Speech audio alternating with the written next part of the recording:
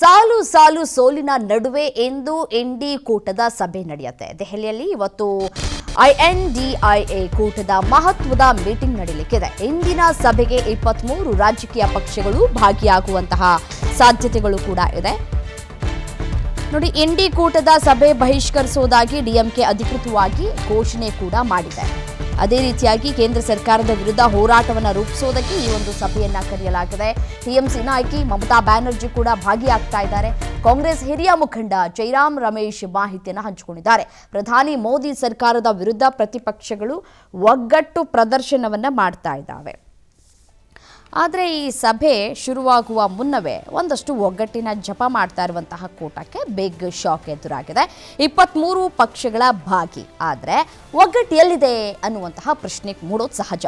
ಕಾಂಗ್ರೆಸ್ನ ಹಿರಿಯ ನಾಯಕ ಜೈರಾಮ್ ರಮೇಶ್ ಅವರ ಮಾಹಿತಿ ಪ್ರಕಾರ ದೆಹಲಿಯ ಕಾನ್ಸ್ಟಿಟ್ಯೂಷನ್ ಕ್ಲಬ್ನಲ್ಲಿ ನಡೀತಾ ಇರುವಂತಹ ಈ ಒಂದು ಸಭೆಗೆ 23 ರಾಜಕೀಯ ಪಕ್ಷಗಳು ಭಾಗಿಯಾಗೋದು ಕನ್ಫರ್ಮ್ ಆಗಿದೆ. ಆದರೆ ಒಳಗೊಳಗೆ ನಡೀತಾ ಇರುವಂತಹ ಅಸಮಾಧಾನದ ಕತೆ ಇದೆಯಲ್ಲ, ಅದು ಬೇರೆನೇ ಹೇಳ್ತಾ ಇದೆ.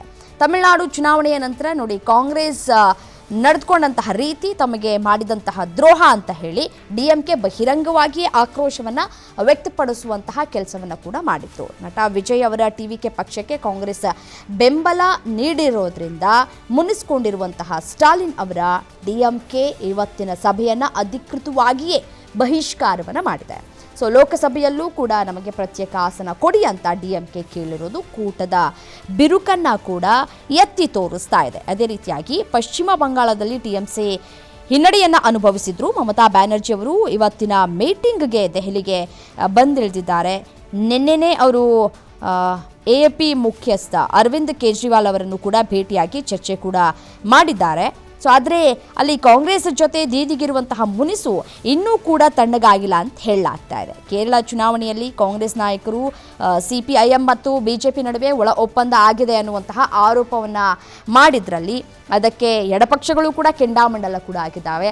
ಸಭೆಗೆ ಜಾನ್ ಬ್ರಿಟಾಸ್ ಬರ್ತಾ ಇದ್ದಾರೆ ಅನ್ನುವಂತಹ ಮಾಹಿತಿಗಳು ಕೂಡ ಸಿಗ್ತಾ ಇದೆ. ಆದರೆ ಕಾಂಗ್ರೆಸ್ ಹೈಕಮಾಂಡ್ನ ತರಾಟೆಗೆ ತೆಗೆದುಕೊಳ್ಳುವಂತಹ ಪ್ಲಾನ್ ಮಾಡಿಕೊಂಡೇ ಎಲ್ಲರೂ ಕೂಡ ಆಗಮಿಸ್ತಾ ಇದ್ದಾರೆ ಅಂತ ಕೂಡ ಹೇಳಲಾಗ್ತಾ ಇದೆ. ಇದು ಒಳಜಗಳ ಯಾವ ರೀತಿಯಾಗಿ ಆಗುತ್ತೆ ಅನ್ನೋದು ಸದ್ಯಕ್ಕೆ ಇರುವಂತಹ ಪ್ರಶ್ನೆ.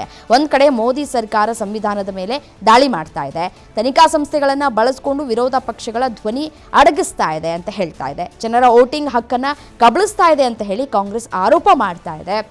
ಇದರ ಜೊತೆಗೆ ಕೇಂದ್ರದ ವಿರುದ್ಧ ಹೋರಾಡುವುದಕ್ಕೆ ನಾವೆಲ್ಲ ಒಂದಾಗಬೇಕು ಅನ್ನೋದು ಜೈರಾಮ್ ರಮೇಶ್ ಅವರ ವಾದವಾಗಿದೆ. ಬಟ್ ಆದರೆ ಸ್ವತಂತ್ರ ರಾಜ್ಯಗಳಲ್ಲಿ ಸೀಟು ಹಂಚಿಕೆ ಮತ್ತು ಈ ಮೈತ್ರಿ ಧರ್ಮದ ವಿಷಯ ಬಂದಾಗ ಇದೇ ಪಕ್ಷಗಳು ಯಾವ ರೀತಿಯಾಗಿ ಕಿತ್ತಾಡ್ಕೊಳ್ತಾರೆ ಮಕ್ಕಳ ಥರ ಅನ್ನೋದನ್ನು ನಾವೆಲ್ಲರೂ ಕೂಡ ಗಮನಿಸ್ತೇವೆ.